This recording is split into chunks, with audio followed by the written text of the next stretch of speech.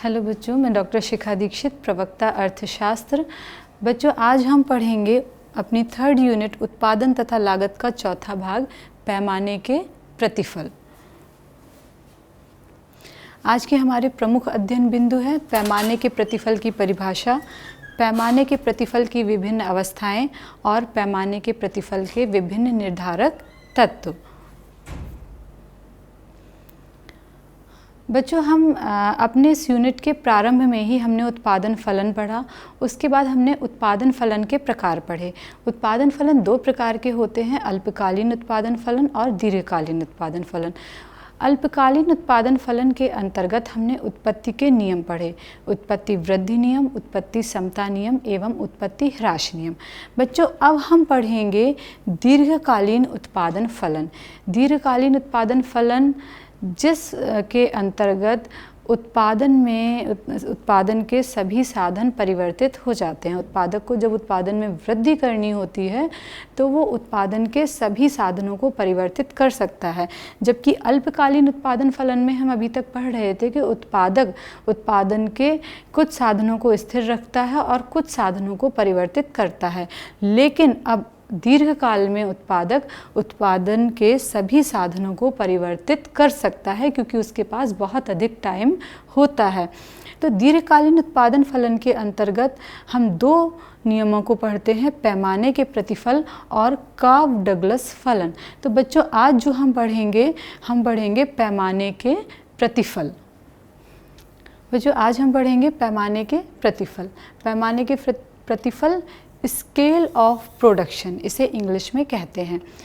पैमाना और प्रतिफल, सबसे पहले बच्चों इसका अर्थ समझ लेते हैं। पैमाने का मतलब यहाँ पर हुआ साधन। हम उत्पादन के जो साधन प्रयोग करते हैं, श्रम हो गया, पूंजी हो गई, मशीन है, भूमि है, जो भी साधनों का हम प्रयोग करते हैं उन्हें हम स्केल, पैमाना बोलते हैं। और प्रतिफल यानी उत्पादन। तो पैमाने के प्रतिफल हमें बताता है कि जो भी हम उत्पादन के साधन लगा रहे हैं, उत्पादन के साधनों के अनुसार ही उत्पादन में भी परिवर्तन होता है। पैमाने का प्रतिफल उत्पादन फलन की दीर्घकालीन प्रवृत्ति को दर्शाता है। दीर्घकाल में उत्पादन का कोई भी साधन स्थिर नहीं रहता, उत्पादन के सभी साधन आवश्यकता अनुसार परिवर्तित हो जाते हैं। तो ऐसी स्थिति में उत्पादन के सभी साधन परिवर्तनशील होने के कारण उत्पादन के पैमाने में परिवर्तन आता है। इसी कारण हम इसे पैमाने के प्रतिफल बोलते हैं। पैमाने के प्रतिफल की 3 अवस्थाएं होती हैं, पैमाने के बढ़ते प्रतिफल, पैमाने के स्थिर प्रतिफल और पैमाने के घटते प्रतिफल। तो पैमाने के प्रतिफल को हम 3 अवस्थाओं के अंतर्गत पढ़ते हैं। तो बच्चों, समझ में आया पैमाने के प्रतिफल क्या है? साधन और उत्पादन के मध्य का संबंध जो कि दीर्घकाल में स्थापित होता है। तो इस नियम का अंतर्गत हम इसकी 3 अवस्थाओं के अंतर्गत अब करेंगे। तो सबसे पहले बच्चों हम समझेंगे पैमाने के बढ़ते प्रतिफल। पैमाने के बढ़ते प्रतिफल क्या है? उत्पत्ति के साधनों को, उत्पत्ति के सभी साधनों को, क्योंकि यहाँ पर अब कोई भी साधन स्थिर नहीं है, सभी साधन क्या है? परिवर्तनशील हैं।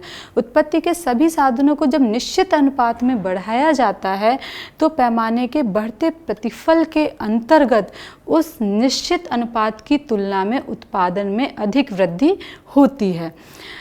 इसे हम कह सकते हैं कि उत्पादन में जो आनुपातिक वृद्धि है वो साधनों की आनुपातिक वृद्धि से ज़्यादा है। इसे हम 2 तरीके से बोल सकते हैं कि साधनों की तुलना में उत्पादन में अधिक वृद्धि होना या समान उत्पादन को बढ़ाने के लिए साधनों का पहले से कम प्रयोग करना। इसे बच्चों हम एक उदाहरण के माध्यम से समझते हैं। मान लीजिए हम ले रहे हैं श्रम और पूंजी। उत्पादन के 2 साधन हैं, हमने एक श्रमिक लिया और एक पूंजी ली, तो ये मिलकर 100 इकाइयों का उत्पादन कर रहे हैं। तो इसके बाद हमने फिर उत्पादन में वृद्धि की, हमने फिर एक श्रमिक और एक पूंजी लिया, तो हमारे 2 श्रमिक और 2 पूंजी लिए हमारा उत्पादन बढ़ के मान लीजिए 500 हो गया। तो यहाँ पर हम देख रहे हैं कि साधनों की तुलना में उत्पादन में कहीं अधिक वृद्धि हो गई। मान लीजिए हमने एक एक इकाई और बढ़ाई, हमने यहाँ पे 3 श्रमिक लिए, 3 इकाई पूंजी के लिए, और हमारा उत्पादन और अधिक बढ़ गया, 1400 हो गया। तो बच्चों हम यहाँ पे क्या देख रहे हैं कि साधनों में वृद्धि की तुलना में उत्पादन में कहीं अधिक तेज़ी से वृद्धि हो रही है। तो यह पैमाने के बढ़ते प्रतिफल को दिखाता है। या दूसरी तरह से और हम समझ सकते हैं, हमें समान उत्पादन में वृद्धि के लिए पहले से कम साधनों की आवश्यकता हो, ऐसा भी हो सकता है। मान लीजिए 4 श्रमिक और 4 पूंजी की इकाइयाँ मिलकर 1000 साधनों का उत्पादन कर रही हैं। अब हमें 2000 साधन के उत्पादन के लिए, यानी हमने 1000 साधन बढ़ाया, तो इसके उत्पादन के लिए हमें 8 साधनों की आवश्यकता ना पड़े। हो सकता हमने 2 साधन ही और बढ़ाए, 6 श्रम और 6 पूंजी ने 2000 साधनों का उत्पादन कर दिया। तो यहाँ पर हमें समान उत्पादन प्राप्त करने के लिए पहले से कम श्रमिक और पूंजी की आवश्यकता हुई। तो बच्चों हम जो बढ़ते प्रतिफल हैं इसे हम दोनों तरीके से समझ सकते हैं। या तो हमें साधनों की तुलना में उत्पादन बहुत अधिक प्राप्त हो रहा है, या हमें उसी अनुपात में उत्पादन प्राप्त करने के लिए पहले से कम साधनों की आवश्यकता पड़ रही है, यानी हमें कम लागत लगानी पड़ रही है और हमें उत्पादन बहुत अधिक मात्रा में प्राप्त हो रहा है। तो हम दोनों ही तरीके से उत्पत्ति वृद्धि नियम को समझ सकते हैं। उत्पत्ति वृद्धि नियम जो हमने प्रारंभ में उत्पादन फलन में सम उत्पाद वक्र पढ़े थे, उनकी सहायता से हम उत्पत्ति वृद्धि नियम को समझेंगे। जो पैमाने के प्रतिफल हैं ये सम उत्पाद वक्र की सहायता से समझे जाएंगे। तो बच्चों ये पैमाने के बढ़ते प्रतिफल का चित्र है। तो इसे समझने के लिए हमने सम उत्पाद वक्र का प्रयोग किया है। सम उत्पाद वक्र हम पढ़ चुके हैं। सम उत्पाद वक्र हमें 2 साधनों के संयोग से प्राप्त होने वाले समान उत्पादन को दिखाते हैं। हम इन्हें आईपी बोलते हैं। बच्चों हमने एक्स अक्ष पर एक साधन लिया है और दूसरा साधन वाई अक्ष पर लिया है। एक्स अक्ष पर हमने श्रम ले लिया है और वाई अक्ष पर पूंजी ले ली है। तो हम श्रम और पूंजी की इकाइयों का प्रयोग करके उत्पादन कर रहे हैं। तो हमारा जो ये चित्र दिखा रहा है, हम देख रहे हैं कि हमारे उत्पादन में जो वृद्धि हो रही है, पहले हम 100 इकाइयों का उत्पादन कर रहे थे, फिर हम 200 इकाइयों का उत्पादन कर रहे हैं, फिर हम 300 इकाई का उत्पादन कर रहे हैं, फिर हम 400 इकाइयों का उत्पादन कर रहे हैं। तो इस बढ़ते हुए उत्पादन के लिए हमारे जो भी लागत है, जो भी उत्पादन के साधन हैं, वो पहले की तुलना में कम होते जा रहे हैं, जो कि हम इस अंतर के द्वारा समझ सकते हैं। इसकी तुलना में ये वाला अंतर कम है और इसकी तुलना में ये वाला अंतर कम है। अर्थात हाँ, उत्पादन में जो हम वृद्धि कर रहे हैं, उत्पादन में जो हमारे वृद्धि हो रही है, समान वृद्धि हो रही है, 100, 100 के बाद 200, 200 के बाद 300, 300 के बाद 400। तो इस वृद्धि के लिए जो भी उत्पादन के साधन लग रहे हैं वो पहले की तुलना में कम लग रहे हैं। तो यह हमें बढ़ते प्रतिफल को दिखा रहा है।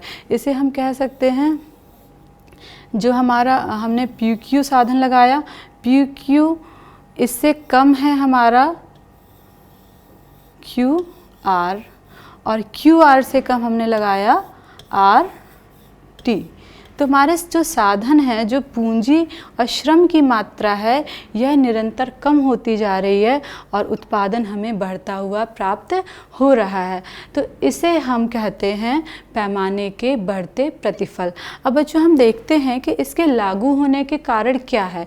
दीर्घकाल में ये बढ़ते प्रतिफल का नियम लागू क्यों होता है?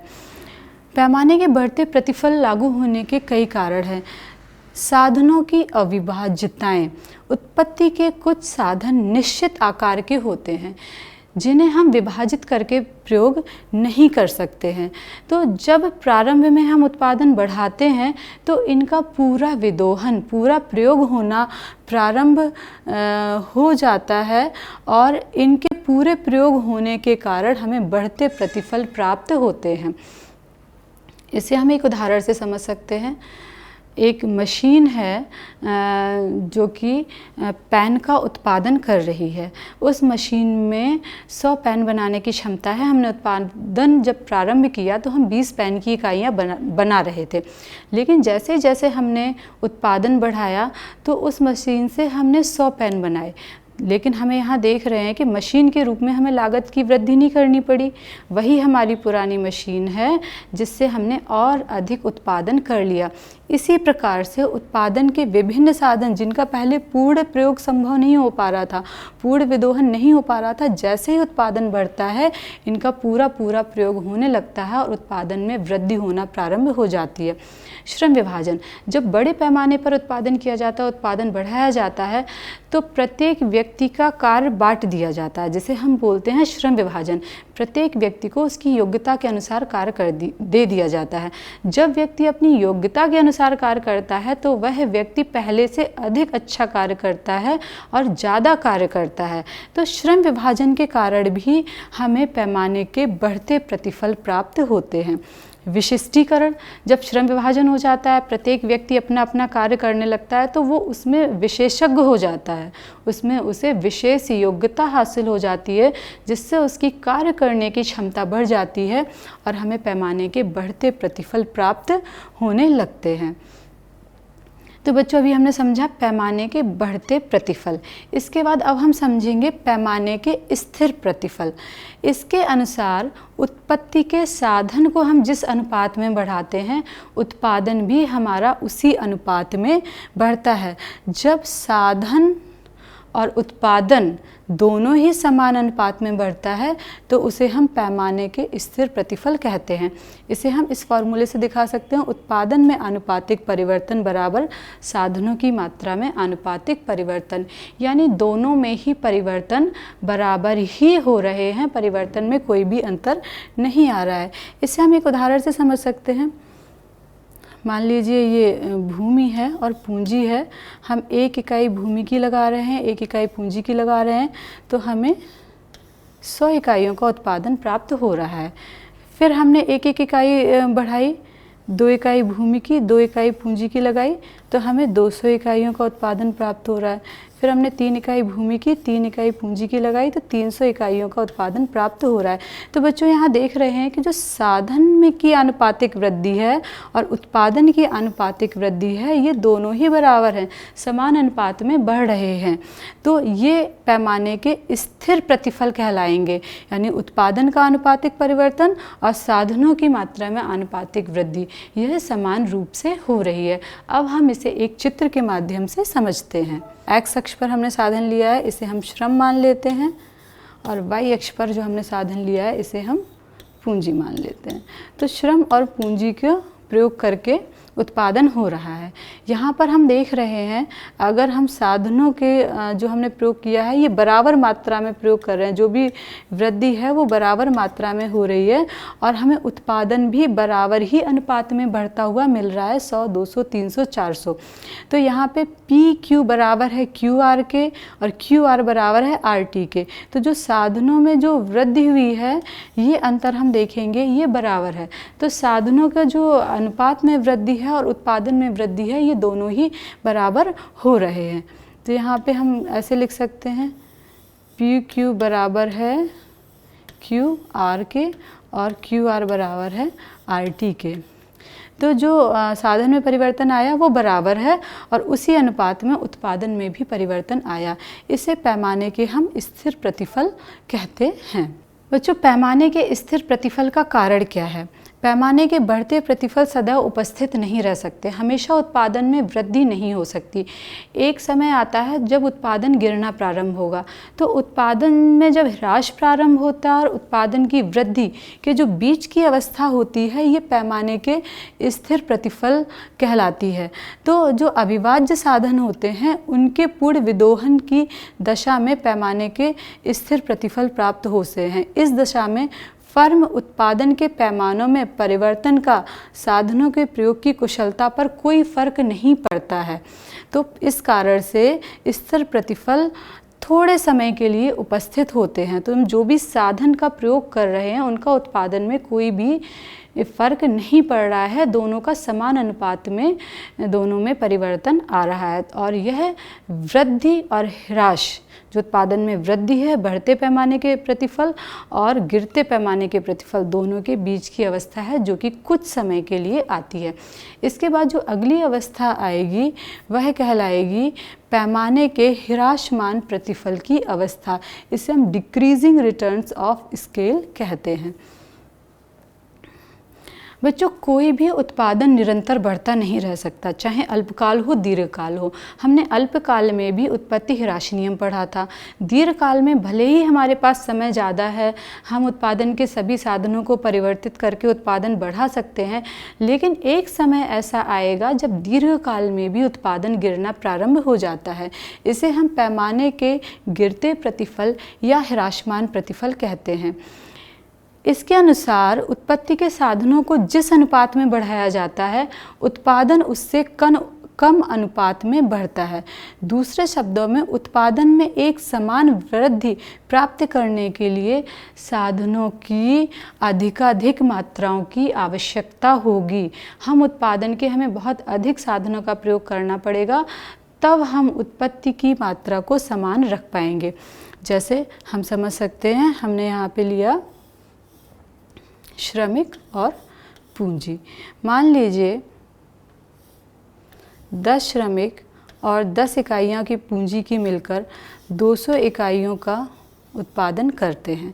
तो हमें 400 इकाइयों का उत्पादन करने के लिए अगर हम देखें तो हमें कितने साधनों की आवश्यकता है? हमें बहुत अधिक साधनों की आवश्यकता हो सकती है। हो सकता है जब हम 25 साधन लगा रहे हैं, 25 इकाइयाँ हम श्रमिक की लगा रहे हैं, 25 इकाइयाँ पूंजी की लगा रहे हैं, तब जाकर हमें 400 इकाइयों का उत्पादन प्राप्त हो रहा है। तो हमें समान उत्पादन प्राप्त करने के लिए पहले से कहीं अधिक साधन लगाने पड़ रहे हैं। हमने सिर्फ 200 इकाइयों का उत्पादन बढ़ाया, लेकिन हमें साधन बहुत अधिक लगाने पड़े। मान लीजिए हम और अधिक इकाइयों का उत्पादन करते हैं, हम 200 के बाद 600 इकाइयों का उत्पादन करते हैं और हमें यहाँ पे 60 इकाइयों का उत्पादन 60 इकाइयों को साधन बढ़ाना पड़ता है, तब जाकर हमें 600 इकाइयों का उत्पादन प्राप्त होता है। तो हम यहाँ देख रहे हैं समान अनुपात में उत्पादन को बढ़ाने के लिए हमें साधनों को बहुत अधिक मात्रा में लगाना पड़ रहा है। ऐसा क्यों हो रहा है? क्योंकि हम अब ह्रासमान प्रतिफल की स्थिति में हमारा उत्पादन गिरना प्रारंभ हो गया है। इसे बच्चों हम एक चित्र के माध्यम से समझते हैं। ह्रासमान प्रतिफल को हम इस चित्र के माध्यम से समझते हैं। हमने यहाँ पर x अक्ष पर साधन लिया है, यहाँ पर हम श्रम ले लेते हैं, और y अक्ष पर हमने दूसरा साधन ले लिया है, ये हमारा पूंजी हो गया। बच्चों, यहाँ पर हम देख रहे हैं कि हमारा जो उत्पादन बढ़ रहा है 100, 200, 300, 400, इस उत्पादन को बढ़ाने के लिए अगर हम देखें पहले से ज़्यादा साधनों का हमें प्रयोग निरंतर करना पड़ रहा है, तब जाकर ये उत्पादन में वृद्धि हो पा रही है। अगर हम इसे कहें कि PQ की तुलना में QRS ज़्यादा है और QR की तुलना में RT ज़्यादा है, यानी हमने जो 2 साधन लिए थे उन्हें हमें बहुत अधिक मात्रा में बढ़ाना पड़ रहा है, तब हम समान अनुपात में साधनों में वृद्धि कर पा रहे हैं। यहाँ पे हम इसे ऐसे भी लिख सकते हैं, PQ is less than QR और QR is less than RT। यानी हमने पहले की तुलना में और अधिक साधनों का प्रयोग किया, तब हमें समान उत्पादन प्राप्त हुआ। तो ये बच्चों होता है ह्रासमान पैमाने का प्रतिफल। तो अब हम देखते हैं इसका कारण क्या है, ह्रासमान प्रतिफल हमें क्यों प्राप्त होता है। यद्यपि उत्पत्ति के साधनों को आनुपातिक रूप से बढ़ाया जाता है, फिर भी संगठन एवं प्रबंधन को उस अनुपात में नहीं बढ़ाया जा सकता है। तो इस स्थिति में पैमाने के जो ह्रासमान प्रतिफल हैं वो हमें प्राप्त होते हैं। हम उत्पत्ति के साधनों को तो बढ़ा रहे हैं, लेकिन हो सकता है हमें इतना अधिक उत्पादन करने के लिए एक बहुत बड़े प्लांट की आवश्यकता है, जो संगठन है हमें बहुत बड़े संगठन की आवश्यकता है, हम उसमें वृद्धि नहीं कर पा रहे हैं, जिस कारण ह्रासमान प्रतिफल लागू होने लगेगा। बड़े पैमाने पर कार्य जोखिमपूर्ण होता है। बहुत ज़्यादा बड़े पैमाने पर उत्पादन करने में बहुत सारे जोखिम होते हैं, जिस कारण भी ह्रासमान प्रतिफल लागू हो जाता है। पैमाने को एक सीमा के बाद बढ़ाने पर आंतरिक एवं बाह्य बचतें आंतरिक एवं बाह्य हानियों में परिवर्तित हो जाती हैं। बच्चों, अभी मैंने आपको आंतरिक एवं बाह्य बचतें समझाई थी। आंतरिक बचतें वे होती हैं जो उत्पादन की वृद्धि में प्रारंभ में हमें प्राप्त होती हैं और हमें बाह्य रूप से प्राप्त होती हैं। जैसे कि एक मशीन की पूरी क्षमता का प्रयोग करना, एक मशीन से हम 10 इकाई का उत्पादन करते हैं, या फिर हम एक मशीन से 40 इकाइयों का उत्पादन करें। जब हम 10 से बढ़ाकर 40 इकाइयों का उत्पादन करते हैं तो हमें आंतरिक बचत प्राप्त होती है। और वहीं हमें बाह्य बचत कैसे प्राप्त होती है? हम यातायात के साधन हैं, चाहे तो 10 इकाइयों के लिए प्रयोग करें, चाहे तो हम 40 इकाइयों के लिए प्रयोग करें, तो हमें यहाँ पे क्या बाह्य बचत भी प्राप्त हो जाती है। लेकिन एक समय बाद यही आंतरिक और बाह्य बचतें आंतरिक एवं बाह्य हानियों में परिवर्तित होने लगती हैं। क्यों परिवर्तित होने लगती है? क्योंकि उत्पादन का ढांचा है वो पुराना होने लगता है। अब जो मशीन जिसकी हम पूरी क्षमता का प्रयोग करते थे, जिससे हम उत्पादन करते थे, हो सकता है उस मशीन में उतनी क्षमता नहीं है उत्पादन करने की, वह पुरानी पड़ चुकी है। तो ऐसी स्थिति में जो हमारी आंतरिक बचत थी वो अब आंतरिक हानि हो चुकी है। उत्पादन में वृद्धि हो गई है, यातायात साधनों में वृद्धि हो गई है, यातायात की लागतों में वृद्धि हो गई है, या कच्चे माल की लागतों में वृद्धि हो गई है। तो ऐसे कई कारण हैं जिनके कारण हमारी बचतें हानि में परिवर्तित हो जाती है और इस कारण ह्रासमान प्रतिफल नियम लागू होने लगता है। उत्पत्ति के साधन पूर्ण स्थानापन्न नहीं होते, जिसके कारण सीमांत उत्पादन में कमी होती है। बच्चों, उत्पत्ति के जो भी साधन हैं, सभी साधनों को एक दूसरे के स्थान पर प्रयोग नहीं किया जा सकता है। तो अगर भूमि है, भूमि को श्रमिक के स्थान पर प्रयोग नहीं कर सकते, श्रम को भूमि के स्थान पर प्रयोग नहीं कर सकते। प्रयोग कर तो सकते हैं लेकिन कुछ सीमा तक, बहुत अधिक प्रयोग नहीं कर सकते, क्योंकि श्रमिक का काम हम मशीन से करवा सकते हैं, बट कुछ सीमा तक कहीं कहीं जहाँ पे श्रमिक को काम करना है श्रमिक को ही करना पड़ता है, वहाँ मशीन का प्रयोग नहीं कर पाते हैं। और जहाँ हमें मशीन का प्रयोग करना है, कभी कभी हम वहाँ पे श्रमिक का प्रयोग नहीं कर पाते। तो कहने का तात्पर्य यह है कि उत्पत्ति के साधन पूर्ण स्थानापन्न नहीं होते हैं, जिस कारण सीमांत उत्पादन यानी जो अगली इकाई का उत्पादन है वह कम होने लगता है और ह्रासमान नियम कार्यशील हो जाता है। तो बच्चों, हमें यहाँ पे समझ में आया, हमने 3 तरह के प्रतिफल के नियम पढ़े: वृद्धिमान प्रतिफल का नियम, समता प्रतिफल का नियम और ह्रासमान प्रतिफल का नियम। ये तीनों नियम दीर्घकाल में लागू होते हैं, क्योंकि इनके अंतर्गत हम उत्पादन के सभी साधन को परिवर्तित कर रहे हैं। तीनों प्रतिफल को समोत्पादक वक्र की सहायता से एक ही चित्र में प्रदर्शित किया जा सकता है। इसे पैमाने के बदलते प्रतिफल भी हम कह सकते हैं। पैमाने के बदलते हुए प्रतिफल।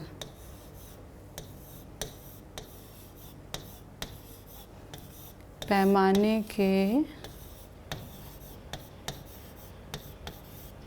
बदलते प्रतिफल, यानी एक ही चित्र में हमने पैमाने के बदलते हुए प्रतिफल दिखाए हैं। यहाँ पे बच्चों हम देख रहे हैं कि प्रारंभ में हमारा उत्पत्ति वृद्धि नियम लागू हो रहा है। जो हमारा उत्पादन के साधन है, हमें इन्हें कम मात्रा में लगाना पड़ रहा है। तो यहाँ पर हम देख रहे हैं P से S तक, P से S हमारा क्या है? वृद्धि नियम, वृद्धिमान प्रतिफल।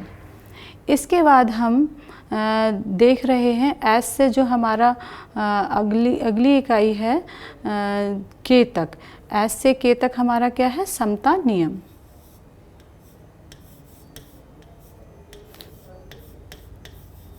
क्योंकि हमें ये समान प्रतिफल दे रहा है तो हम इसे समान प्रतिफल कह सकते हैं। यहाँ पर हमें समान प्रतिफल प्राप्त हो रहे हैं।